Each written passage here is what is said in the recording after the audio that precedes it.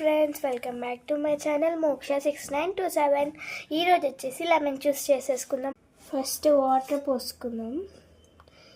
Cooling water అయినా normal water అయినా.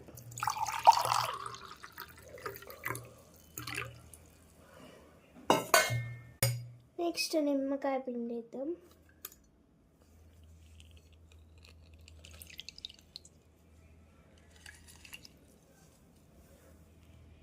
తగినంత పంచదార వేయాలి. తగినంత ఉప్పు కూడా వేయాలి. దీనికైతే కొంచెమే వేసుకోవాలి.